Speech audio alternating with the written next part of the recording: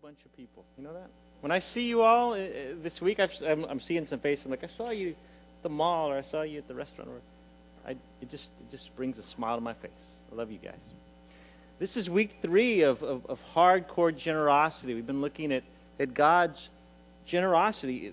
It's hardcore, primarily born out in the birth and the death of Jesus. And so this is week 3, and I want to tell you that I'm considering becoming a trader. And today I'm going to invite you to consider being a trader as well. But I don't mean that you're going to hate your government and you're going to join the Taliban. I don't mean that kind of trader. What I'm inviting you to consider today is being this kind of trader. Trading in one thing for something better. And what's on the trading block today is the American dream. The American dream says that we can all, if we just work hard enough, we can all be better and richer and happier. It's the American dream, and it's what gets many of us up every morning. It's what drives us to work every morning. It's the American dream that we can be better, and we can be richer, and we can be happier. The problem that I see, however, is that most people aren't very happy. I said last week that men, I know you, I can speak on your behalf, I'm one of you, and I'm convinced that many of us have or maybe regularly dream of just selling everything and quitting the job and putting the wife and the kids in a trailer, an RV, and just hitting the road, and I'm finally going to start living. Stop the insanity. I'm going to finally start living the American dream. We can all be better, we can all be richer, and we can all be happier. And yet so many people are unhappy. You know, in you ladies' lives, maybe it looks like this. Maybe you go home tonight and you say to your husband, the debt is killing me. It's depressing, the debt. Can't take it anymore. The American dream, it's based on a system of greed. And here's what greed looks like. Greed looks like this. There's not enough to go around, so I better get all I can, and you better get all you can, and I better get all I can because there's not enough to go around. It's the American dream. It's a system of greed, and it's a stark contrast to God's heart of generosity. See, God's kingdom, the kingdom of heaven, is based on generosity, and our system is based on greed. And God's system based on generosity. I've said it over the last several weeks. 2 truths that I want you to go home with every week. 2 truths. One is that God is a giver. He's not a demanding God. He's not a God that takes. Maybe you have grown up in a system or in a church, or just life circumstances have taught you a lie, and that is that God's a taker. God's a demanding God. He's an expectant God, and it's not that way. God is a giver, and that's the first truth that I want you to take home. And the second truth, week in and week out, I say this, and that is the most generous gift you've ever been given, Jesus. You may have received some really extravagant, really tricked out gifts in your life. Maybe somebody gave you a car. I don't know. But the most extravagant gift you will ever receive is Jesus.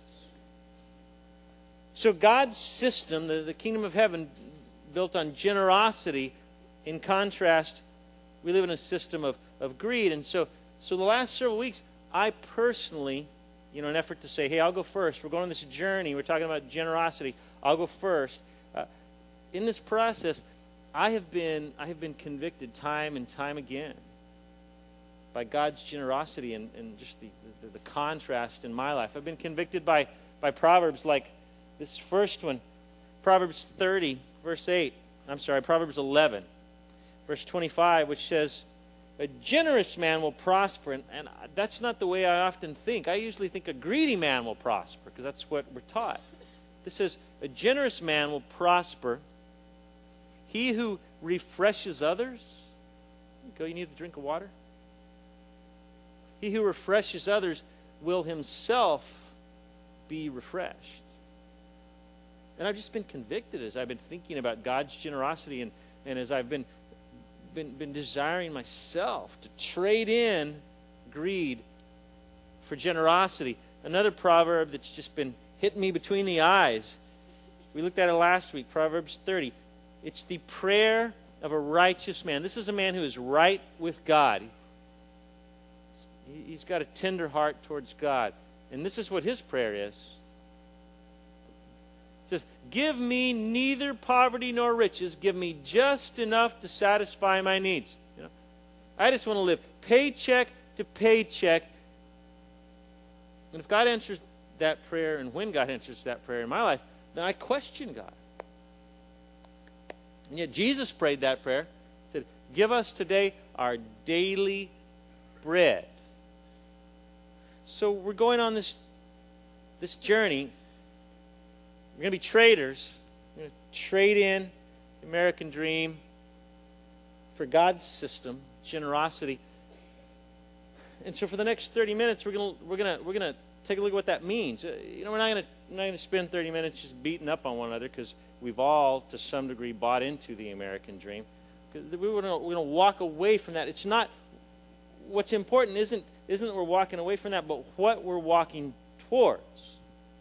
See, anytime you walk away from something, I don't want to be that way anymore. Anytime we walk away from, I don't want that anymore, then what's vitally important is what are you walking towards? Because you got to replace that with something, or you just gravitate right back toward to this. So what's vitally important, not that we have bought into the American dream to date, but what's vitally important is where we're going. So today we're going to look at 5 very practical, hardcore, but very practical ways that we can become generous givers like Jesus. This is where the rubber meets the road, This is the nuts and bolts of becoming generous like Jesus. So the context is this story we've looked at over the last 2 weeks.